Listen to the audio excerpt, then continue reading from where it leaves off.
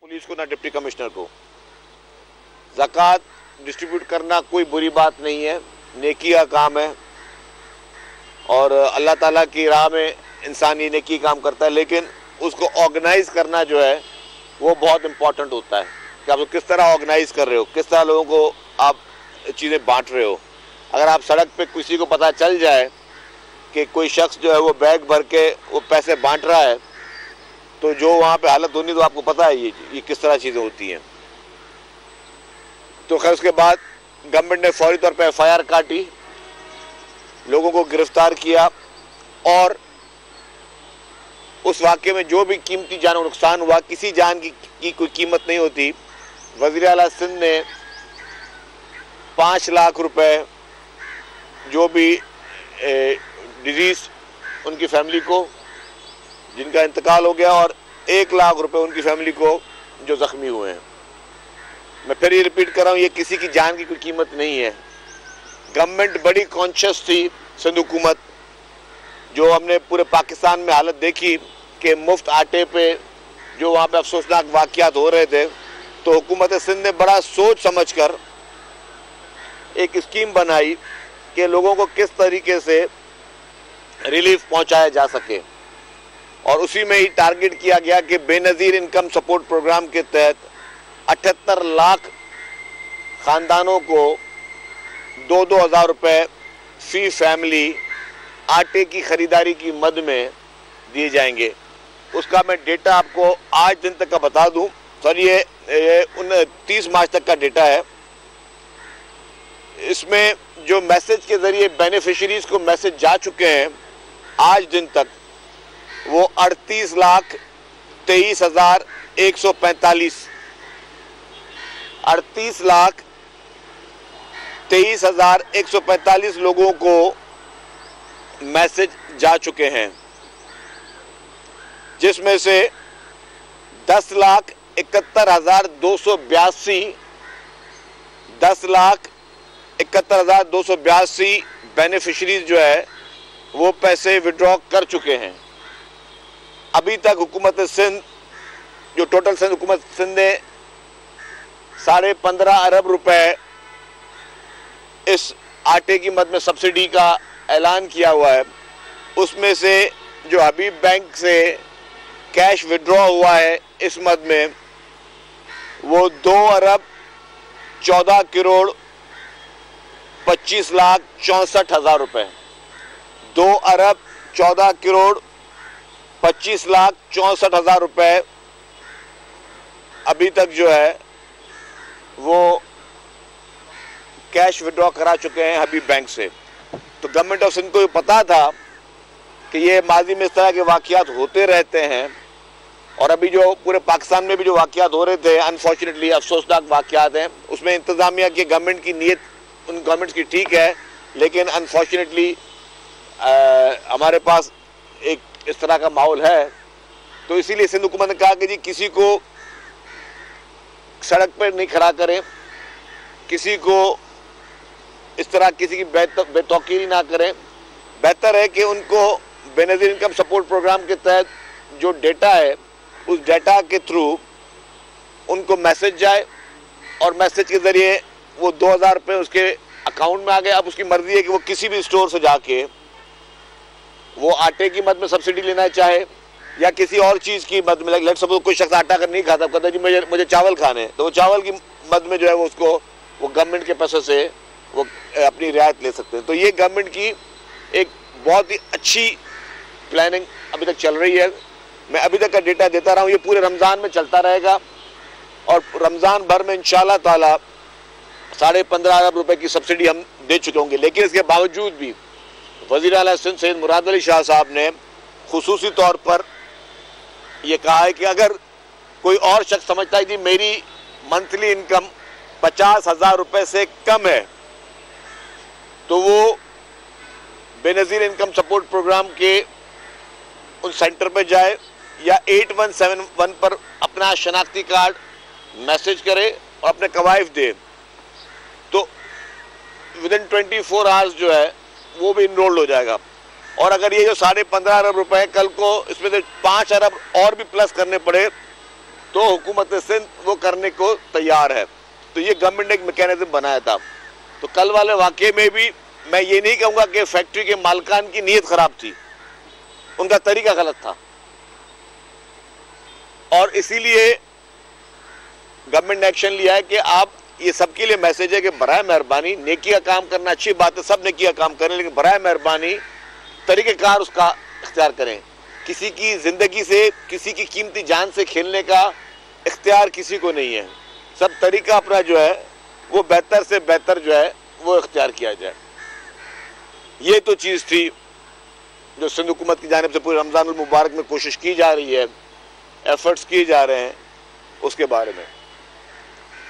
इस वक्त जो मुल्क की सियासत में जो हो रहा है वो निहायत ही अफसोसनाक हो रहा है। और मैं ये कहूँगा कि पाकिस्तान की 75 साल की हिस्ट्री में, पाकिस्तान की 75 साल की हिस्ट्री में आइन कानून की इस तरीके से बेतौकीरी आज दिन तक नहीं हुई। सबसे पहली बात, ये पिछले 1-1.5 महीने में जो कुछ हुआ है, हमने मैसेज क्या दिया है? हमने मैसेज दिया है कि ये आइन की किताबें हैं, ये कानून की किताबें हैं जो आपके पाकिस्तान पेनल कोड के, जो पिनल कोड के जो भी कानून है, इसकी कोई वैल्यू नहीं है, कोई हैसियत नहीं है। अब इस मुल्क में फैसला डंडे के जोर पे होगा, इस मुल्क में फैसला बदमाशी के जोर पे होगा, इस मुल्क में फैसला गुंडागर्दी के जोर पे होगा, इस मुल्क में फैसले सिर्फ ताकतवर ताकत के जरिए कर सकेंगे, कानून के जरिए कोई फैसला नहीं होगा। जिस तरीके से पिछले 1-1.5 महीने में जो लाहौर में तमाशे हुए, जो पुलिस वालों की पिटाइयां की गई, जो कानून नाफिज करने वाले इदारों की गाड़ियों को नुकसान पहुंचाए गए, उनके सिपाहियों को नुकसान पहुंचाए गए, जिस तरीके से पुलिस पे पेट्रोल बम फेंके गए, मैं हैरान हूं। और वाकई ये, मैं समझता हूं कि ये हमारे स्टेट के मुंह पे एक तमाचा है कि पेट्रोल बम फेंके जा रहे हैं किसी के घर से, किसी घर की छत से, और कोई गिरफ्तार नहीं है। जो गिरफ्तार है सबको जमानतें मिल रही हैं। अगर खुदा न खासा उस पेट्रोल बम में, जो कि आपने देखे कि पुलिस वालों ने फिर भाग के जान छुड़ाई वहां पे अपनी, अगर कुछ हमारे सिपाही शहीद भी हो जाते तो भी कोई पूछने वाला नहीं था। एक दफा इमरान खान या पीटीआई की तरफ से ये नहीं कहा गया कि हम अपने कारकुनों को रोकें या मजम्मत करते हैं कि जी हमारे कारकुन पुरअमन रहें, हमारे कारकुन कानून हाथ में ना लें। आपकी पंजाब की एक पीटीआई की लीडर साहिबा, जिनकी ऑडियो लीक हुई टाइगर फोर्स के सदर आरिफ अलवी से, उसमें वो कह रही है कि हमारे कारकुन पेट्रोल बम फेंक रहे हैं। मतलब आप देखिए कितनी अदालतें हैं, सेशन अदालतें हैं,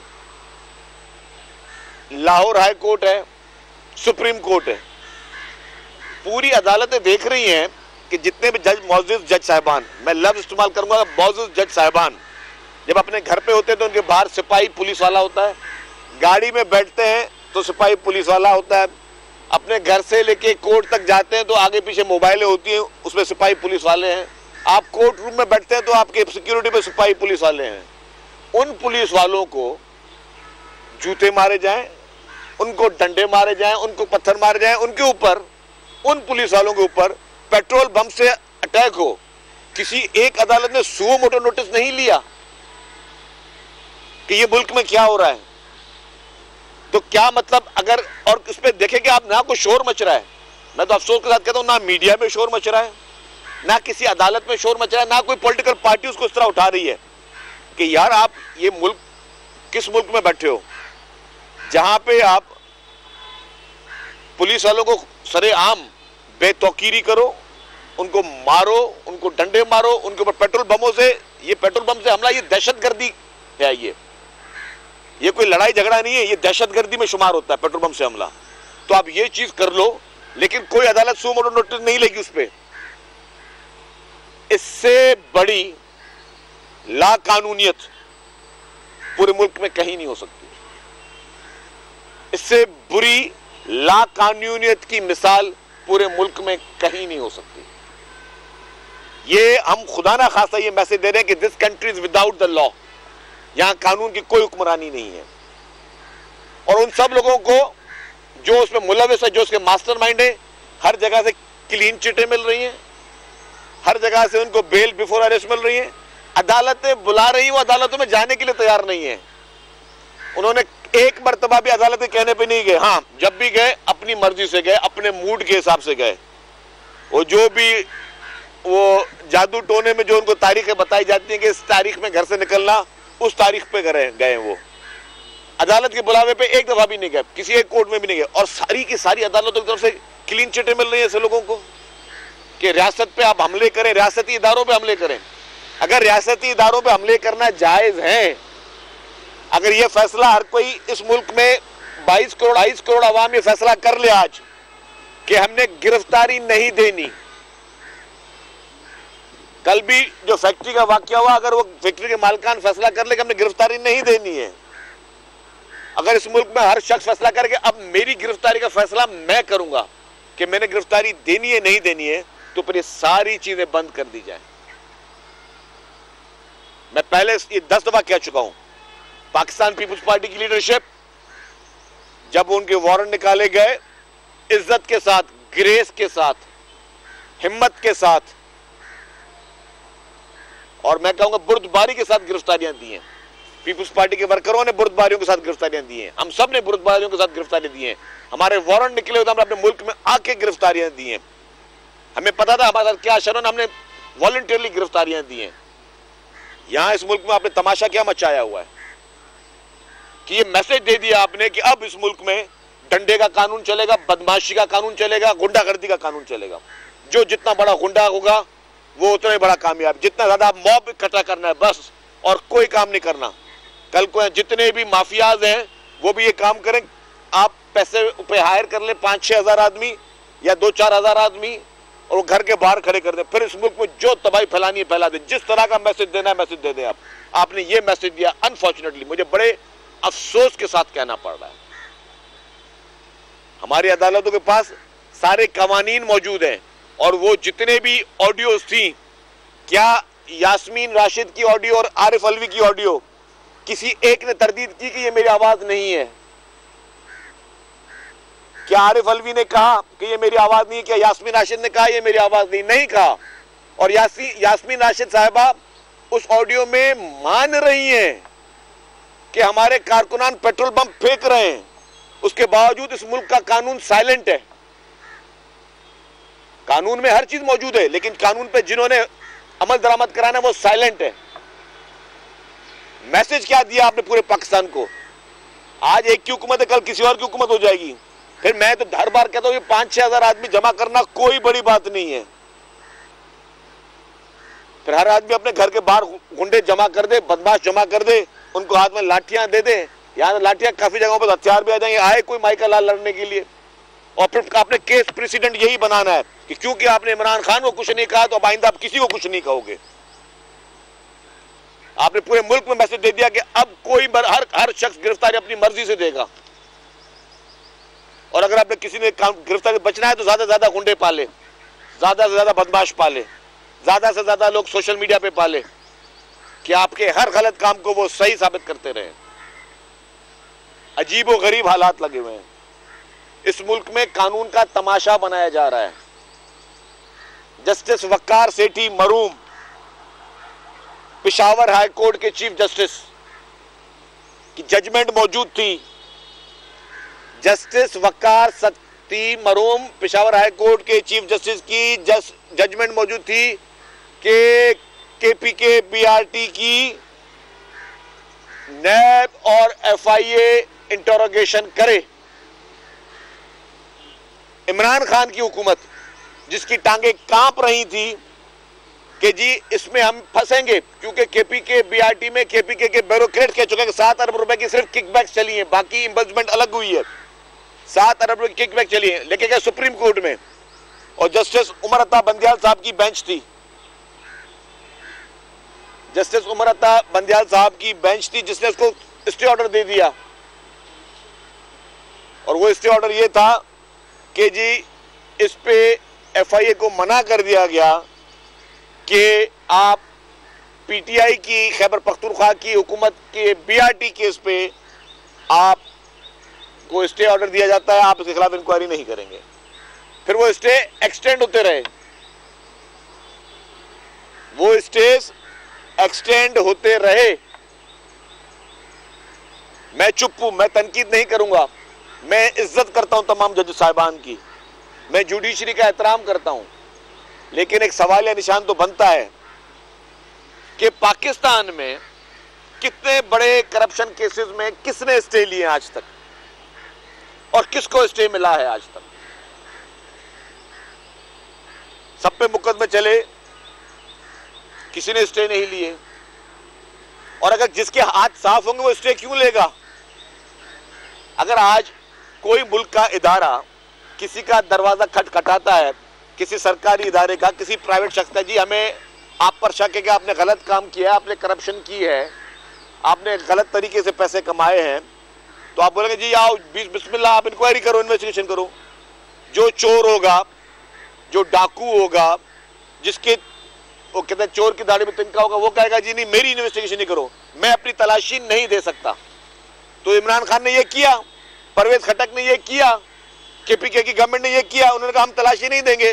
वो चले गए सुप्रीम कोर्ट में, जस्टिस वक्कार सेठी साहब की जो जजमेंट थी उसके अगेंस्ट हमें स्टे दिया जाए, और उस वक्त बेंच में जस्टिस उमर अता बंदयाल साहब थे, मौजूद जज साहब, उन्होंने स्टे दे दिया।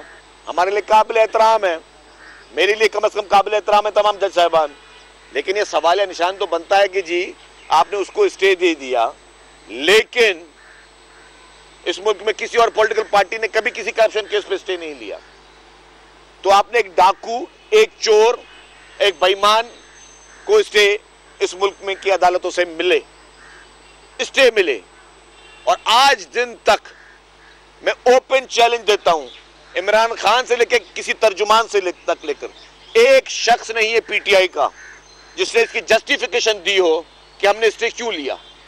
कोई एक शख्स नहीं है, मैं ओपन चैलेंज करता हूं, एक शख्स आके टीवी पे बताए कि हमने इसलिए स्टे लिया, हमने इसलिए स्टे लिया क्योंकि हमारे हाथ साफ थे, हमने कहा फिर भी हम पर इंक्वायरी ना हो। कौन कहेगा जी, कौन कह सकता है।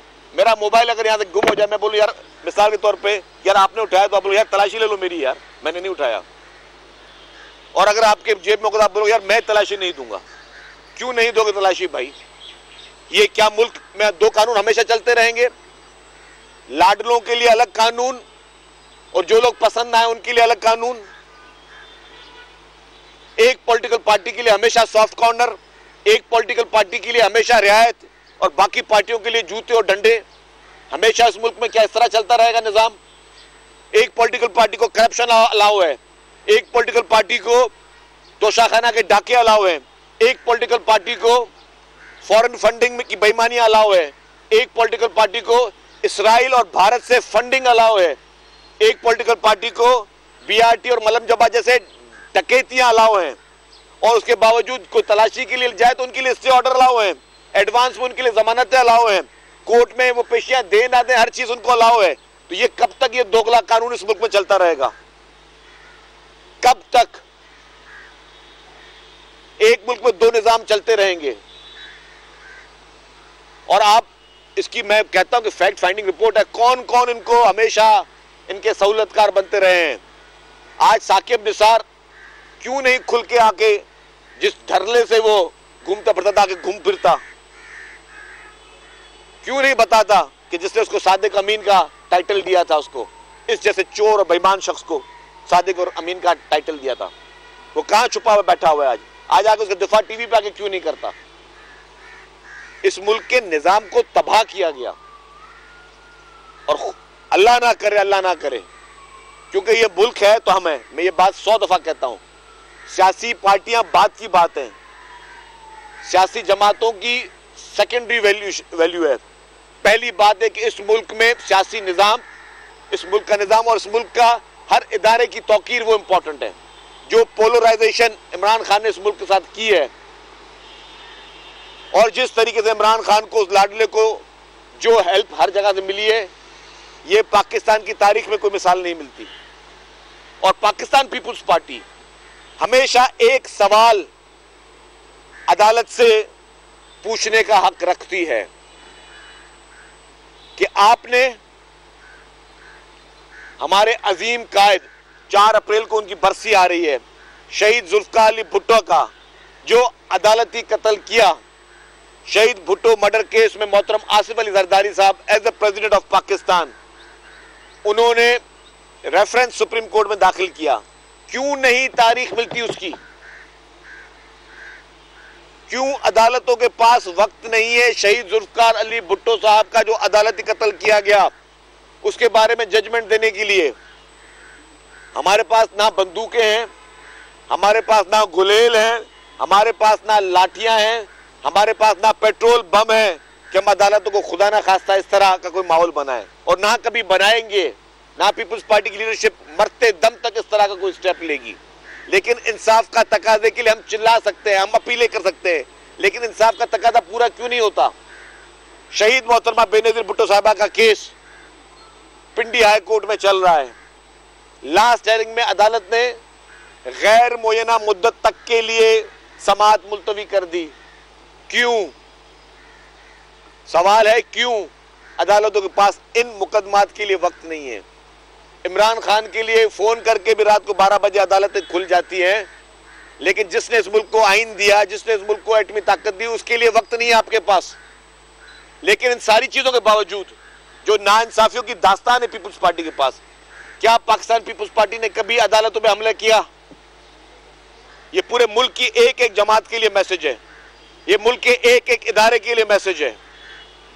जितनी शिकायतें हुई, जितनी ज्यादतियां पीपुल्स पार्टी के साथ हुई, जिस तरीके से पीपुल्स पार्टी को हमेशा दीवार से लगाने की कोशिशें की गई, सब कुव्वतों ने मिलकर पीपुल्स पार्टी के साथ ज्यादती की, लेकिन कभी पाकिस्तान पीपुल्स पार्टी ने पोलराइजेशन की तरफ बढ़ी, कभी पीपुल्स पार्टी किसी इदारे के खिलाफ इस तरह की घटिया हरकतों की तरफ बढ़ी, कभी पाकिस्तान पीपुल्स पार्टी किसी इदारे पर हमले के लिए आगे बढ़ी, कभी इक्तदार की लालच में पीपुल्स पार्टी ने इस हद तक कभी गिरी जो इस मुल्क में सख्त हो रहा है? जवाब है नहीं, क्योंकि पाकिस्तान पीपुल्स पार्टी ने हमेशा आइन और कानून की हुक्मरानी पर यकीन किया है।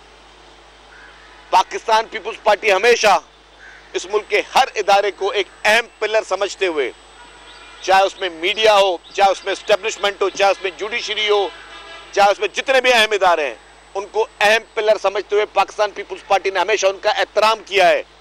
अपनी शिकायतें जरूर की हैं हमने ज़ियाउल हक से शिकायत की, उसके खिलाफ जदोजहद की, हमने मुशर्रफ से शिकायत की, हमने उसके खिलाफ जदोजहद की, हमने इफ्तिखार चौधरी से शिकायत की, उसकी बहाली के लिए तहरीक में भी हम आ गए थे, जानों के नजराने पीपुल्स पार्टी के वर्कर्स ने दिए, और इफ्तिखार चौधरी से शिकायत भी पाकिस्तान पीपुल्स पार्टी ने की कि आपका रवैया गैर आईनी, गैर कानूनी है।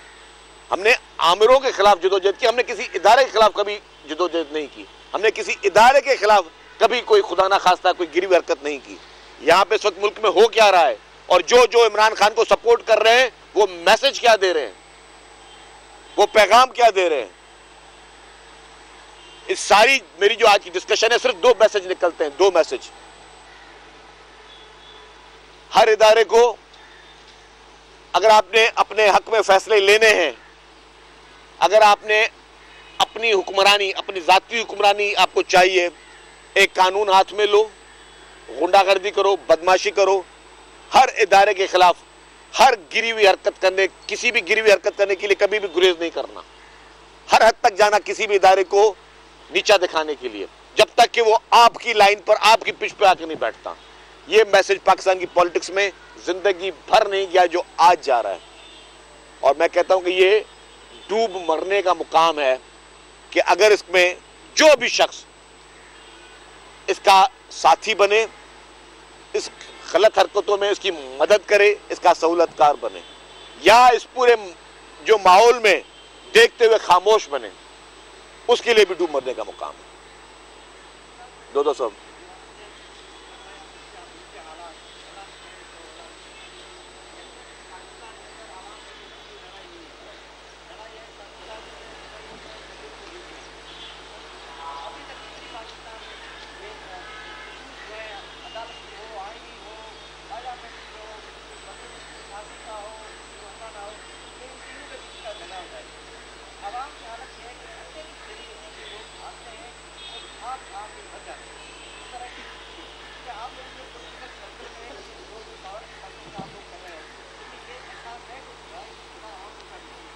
देखिए जी, मैं आपसे 200% मुत्तफिक हूं। ना सिर्फ मैं मुत्तफिक हूं, मेरी लीडरशिप भी मुत्तफिक है। आपके सवाल से मेरी लीडरशिप भी मुत्तफिक है कि देखिए, इस वक्त मैं समझता हूं पाकिस्तान के अवाम के लिए सबसे बड़ा मसला है तो महंगाई है। सबसे बड़ा मसला महंगाई है, और इसी महंगाई की वजह से अवाम की अब अदम दिलचस्पी भी हो गई है कि यार सियासतदान आपस में जो भी करे, जुडिशरी जो भी करे, सिविल जो भी करे, उनकी कोई दिलचस्पी भी नहीं रही है। और उसका एहसास करते हुए मैं बात करूंगा सिंध हुकूमत की। सिंध हुकूमत की जिम्मेदारी क्या थी, क्योंकि पाकिस्तान पीपुल्स पार्टी की अगर जहां पे हुकूमत है वो सिंध हुकूमत है। फेडरल गवर्नमेंट में हम इत्तेहादी एक हैं जिसमें जो फैसले हैं मुख्तलिफ जगहों पर डेफिनेटली होते हैं।